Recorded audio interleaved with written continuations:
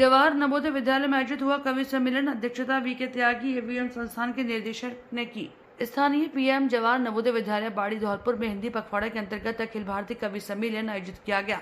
सर्वप्रथम सरस्वती प्रतिमा के समक्ष दीप प्रज्वलित और माल्यार्पण के बाद कवियों का पुष्पमाला शौर्योड़ा का सम्मान किया गया। कवि व संयोजक बीडी मिश्रा लालवती ने संचालन किया और अध्यक्षता वीके त्यागी एवीएम संस्थान के निर्देशक ने की। आगरा से पधारी कवयित्री रजिया बेगम जिया ने माता पिता का दिल न दुखाना तुमसे करते हैं प्यार सुनाकर छात्र को प्रेरणा दी। कवि वीरेंद्र तिवारी ने अपनी प्रतिनिधि रचना पढ़ी। आगरा से पधारे कवि राजकुमार रंजन ने हो जाओगे बर्बाद वतन बिछने वालों कविता पढ़ी। कवि मनोज बेचैन ने भी अपनी कविता पढ़ी। कवि सम्मेलन के अध्यक्ष कवि वीरेंद्र त्यागी ने अपनी कविता सुनाकर छात्र को राष्ट्र प्रेम की प्रेरणा दी। फिरोजाबाद से पधारे कवि मंजूर मयंक ने, उरई से वीरेंद्र तिवारी, भरतपुर से पधारे कवि जय कुमार जैन ने कविता पाठ किया। कार्यक्रम में विद्यालय की प्रधानाचार्य ने अपने स्वागत उद्बोधन पढ़ा तथा उप प्राचार्य ने धन्यवाद ज्ञापित किया।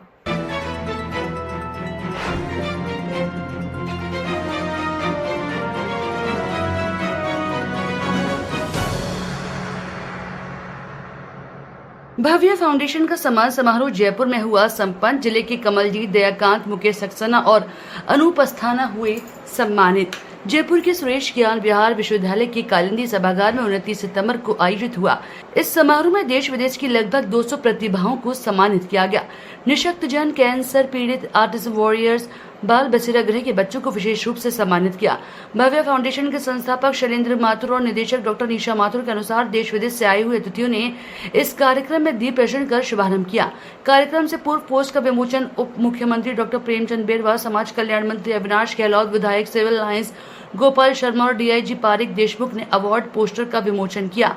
समारोह में अति विशिष्ट एवं विशिष्ट अतिथि के रूप में ईश्वर चंद पुरुषोत्तम दास भावसार गुजरात, संजय दत्त माथुर जयपुर, डॉक्टर रामजी चंद्रवाल झालावाड़, अशोक गुप्ता गाजियाबाद, डॉक्टर शालिनी अगम दिल्ली, डॉक्टर प्रियंका जैन जयपुर, डॉक्टर जितेंद्र प्रसाद माथुर जयपुर, प्रदीप कृष्णिया सीकर, समाज सेवी कमलजीत सिंह धौलपुर, धर्मपाल गांधी झुंझुनू, डॉक्टर रविंद्र कुमार बुंदेला भोपाल, हेमंत माथुर जयपुर, दयाकांत सक्सेना इंडो नेपाल समरसता और ग्रेजुएशन के राष्ट्रीय हारमोनी पुरस्कार प्राप्त धौलपुर के प्रमुख व्यवसायी एवं पर्यावरणविद कमलजीत सिंह, डॉक्टर रामा तक्षक नीदरलैंड्स उपस्थित रहे। कार्यक्रम का मुख्य आकर्षण ऑटिज्म वॉरियर्स बाल गृह के बच्चों के गायन, वादन और नृत्य प्रस्तुति थी। समीक्षा गुप्ता, शिवेन कुमार, लक्ष्य एजुकेशन के ऑटिज्म बच्चों की ग्रुप नृत्य प्रस्तुति और बाल बसेरा वात्सल्य गृह दिल्ली के बच्चों की नुक्कड़ नाटक प्रस्तुत किया। कार्यक्रम में धौलपुर के दयाकांत सक्सेना को शिक्षा और समाज सेवा के क्षेत्र में, कमलजीत सिंह को पर्यावरण संरक्षण एवं समाज सेवा क्षेत्र में कार्य करने के लिए, अनूप अस्थाना को बेसबॉल के क्षेत्र में कार्य करने के लिए, महेंद्रकांत सक्सेना को सामाजिक क्षेत्र में एवं कोरोना समय पर विशेष कार्य करने के लिए डायमंड डिग्निटी अवार्ड से सम्मानित किया गया है। कार्यक्रम में साहित्यकारों की पुस्तकों का विमोचन भी हुआ। कार्यक्रम का संचालन उद्घोषिका आरजे सपना आकाशवाणी ने किया।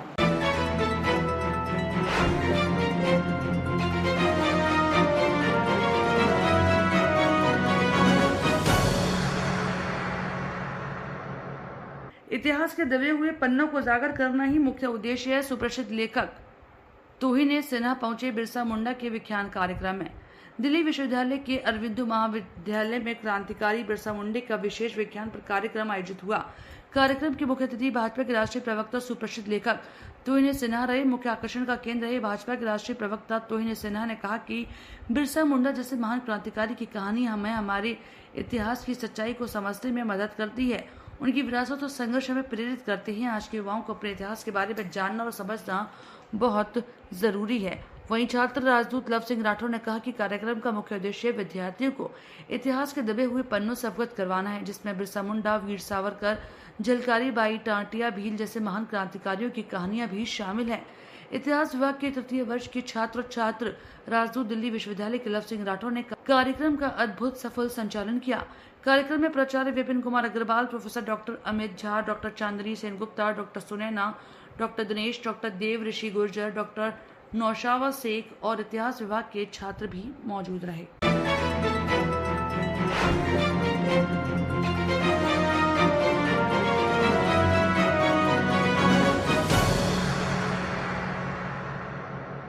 लेखपाल की शिकायत करने के लिए एसडीएम बीसलपुर के पास एक फरियादी न्याय की गुहार लगाने के लिए अनूठे अंदाज पहुंचा। हाथ में कटोरा लिए न्याय की भीख मांगने लगा।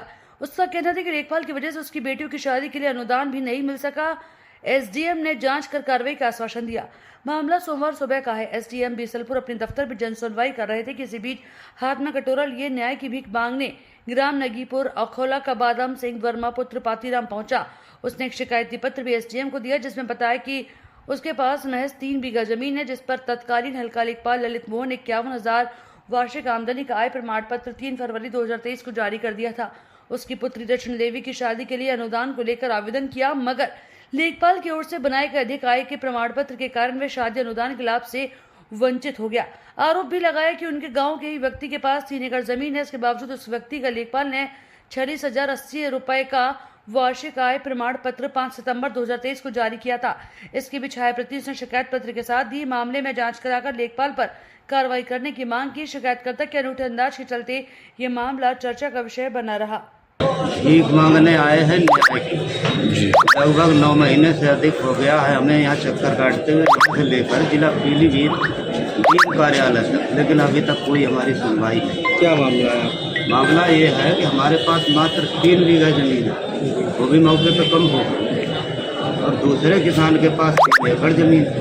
उसका आय प्रमाण पत्र यहाँ के लेखपाल तत्कालीन लेखपाल ललित मोहन गंगवार ने हमारा 51,000 का आय प्रमाण पत्र जारी किया 3 बीघे वाले, और 3 एकड़ वाले का जो है वो 46,000 वार्षिक आय का प्रमाण पत्र जारी किया। इसी को लेकर के हम मतलब जो है तो न्याय की भीख मांगने कटोरा लेकर।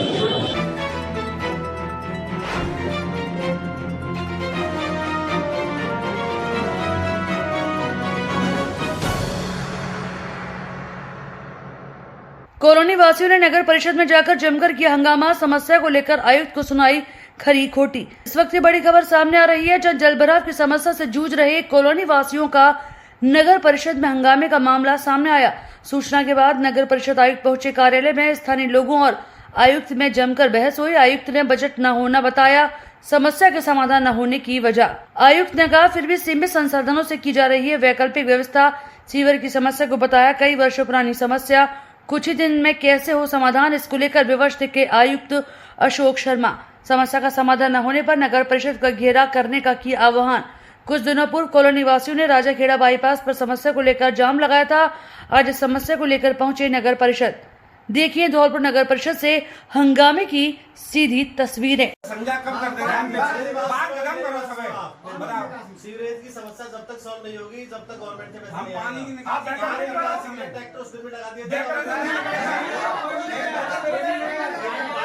ट्रैक्टर लगाए थे। पानी फेंकने की व्यवस्था नहीं है। आप बताओ पानी खा। मैं बता रहा हूँ ना, आप जब तक स्थायी अस्थायी काम करना है तो जो चैम्बर डलाता है रोड खुद के उसको द्वारा डाल दो, वो मिट्टी से हो गया ब्लॉक। सुनिए आप जो बात नहीं, आप जो ऊपर कैमरा चल रहा है, चल